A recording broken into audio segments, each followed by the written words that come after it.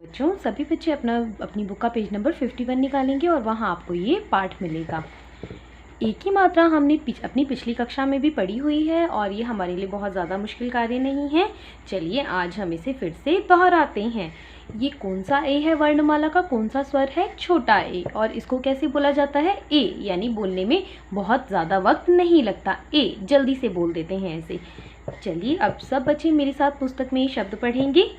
ग ए गए, आ ए आए, खा ए खाए, न ए नए, एकड़ एकड़, ला ए लाए, बो ए बोए, धो ए धोए, एक एकता एकता, पढ़िए पढ़िए, आइए आइए, आएगी आएगी। उसी तरह से ये शब्द है एड़ी एड़ी, एक एक। बच्चों ये तो वो शब्द थे जहाँ पर हमने ए वर्ण लिखा हुआ देखा था और अब हम जो शब्द पढ़ेंगे वहाँ पर लगी होगी ए की मात्रा। ए की मात्रा इस तरह से ए की मात्रा का चिन्ह होता है, शब्द के ऊपर सिर्फ एक मात्रा लगाई जाती है। ठीक है, देखिए अब मैंने पहले भी बताया है कि जिस वर्ण के नीचे ये लाइन होती है जिसे हलंत कहते हैं, इसका मतलब है ये आधा सा है। आधा सा, ए और ब मिलके क्या बन जाएंगे? सा में हम लगाएंगे ए की जगह ए की मात्रा और बा, तो शब्द बनेगा सेब। उसी तरह से आधा श, ए और र, जब श में हम ए की मात्रा लगाएंगे तो वो बन जाएगा शे और र, शेर। ठीक है, तो इस तरह से हम शेर लिखेंगे। ये ए की मात्रा जिस वर्ण के साथ जोड़ेगी उसके साथ ए की ध्वनि सुनाई देगी, जैसे कि का ए के, गा ए गे, छा ए छे, रा ए रे। आप सभी जानते हैं, हमने वर्णों में मात्रा लगानी अपनी पिछली कक्षा में भी सीखी है। चलिए अब इन शब्दों को पढ़ते हैं। क ए के ला, केला, खा ए खे ल, खेल, पा ए पे ट, पेट। अब हम इसको मात्रा और वर्ण को एक साथ जोड़कर पढ़ेंगे। बे ल बेल, ते ल तेल, पे ड़ पेड़, बेर बेर, खेत खेत, रेल रेल, मेज मेज, रेत रेत, जेब जेब। आप जानते हैं केला क्या होता है? केला एक फल होता है। खेल मतलब खेलना, पेट यानी हमारा पेट, बेल बेल यानी किसी पौधे की बेल जो ऊपर की तरफ चढ़ती है, तेल यानी कि ऑयल, पेड़ सब जानते हैं ट्री होता है, बेर बेर भी एक तरह का फल है, खेत खेत जहाँ पे फसल उगाई जाती है, रेल रेल यानी ट्रेन, मेज मेज क्या होती है? टेबल, रेत रेत क्या होती है? एक तरह की मिट्टी जिससे घर बनता है, और जेब जेब होती है पॉकेट। आप जो भी शब्द पढ़ते हैं आपको उसका अर्थ ज़रूर मालूम होना चाहिए बच्चों। चलिए अब हम इसे भी पढ़ते हैं। ये किसका चित्र है? भेड़ भेड़ भेड़, जिससे हमें ऊन बनाने के लिए क्या मिलता है? वूल मिलता है, ऊन मिलता है और इस ऊन से हम स्वेटर बनाते हैं।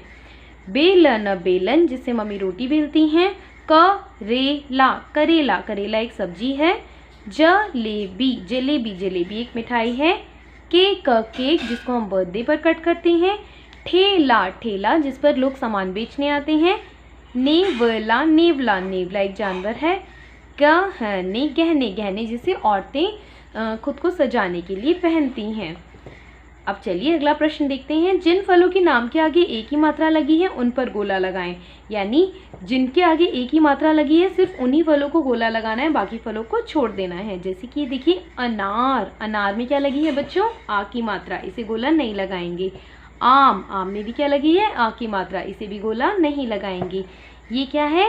सेब, तो आप देख रहे हो सेब में क्या लगी है बच्चों? एक ही मात्रा, तो हम इसे गोला लगाएंगे। चेरी, चेरी में भी एक ही मात्रा लगी है।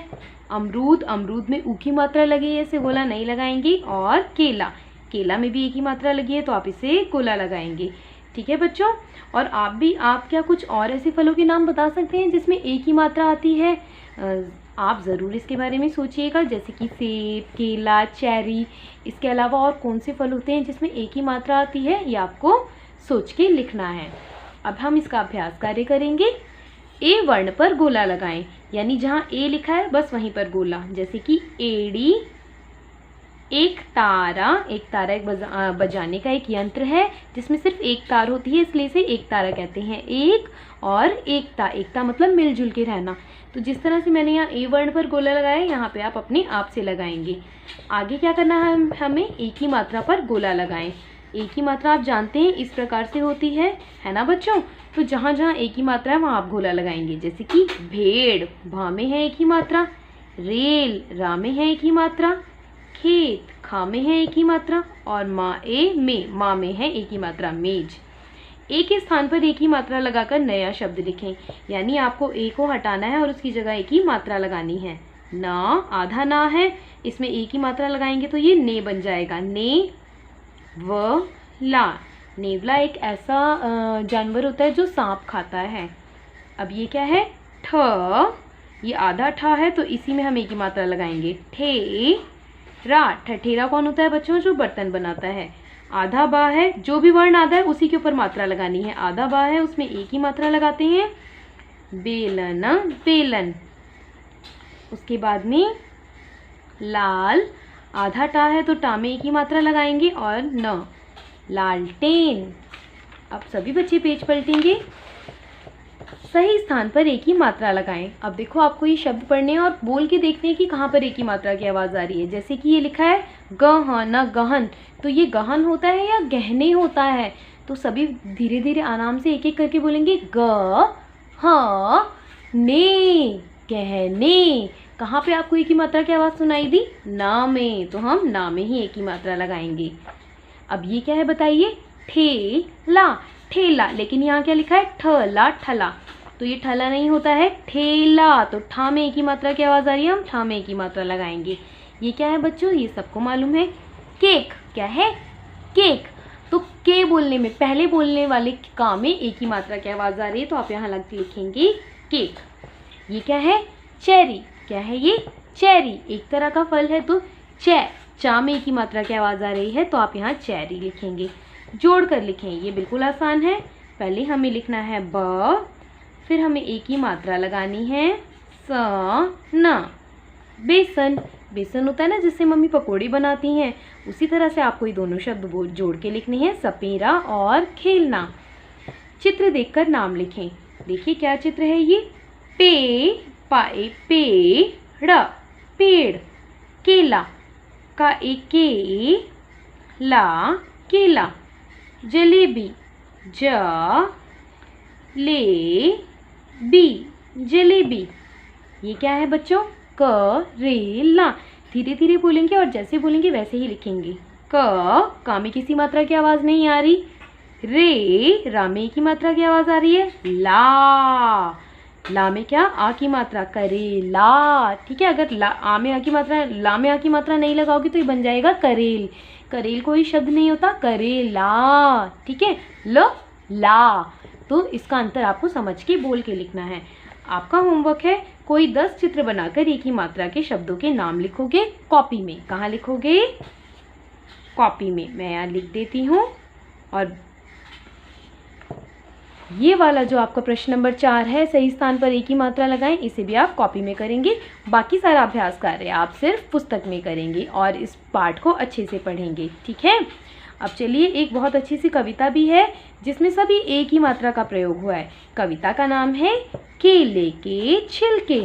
क्या है, केले के छिलके। आप जानते हो केला खा के यहाँ नहीं फेंकना चाहिए, क्योंकि उसका छिलका जिसके भी पैर के नीचे आएगा वो फिसल के धड़ाम से गिर जाएगा, है ना। तो चलिए मज़ेदार कविता पढ़ते हैं।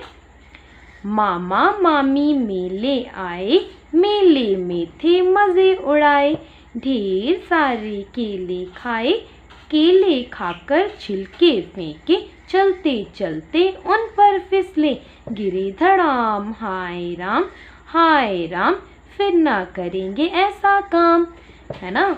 तो अच्छी थी ना कविता, कि यानी मामा मामी एक मेले में घूमने आए, मज़े से उन्होंने केले खाए और फिर केले खाकर वहीं पर छिलके फेंक दिए, और चलते चलते जब गिरे तो उन पर पैर उनका पड़ा और वो फिसल गए। मुंह से क्या निकला, हाय राम, है ना बच्चों। तो ये कविता आपको याद करनी है,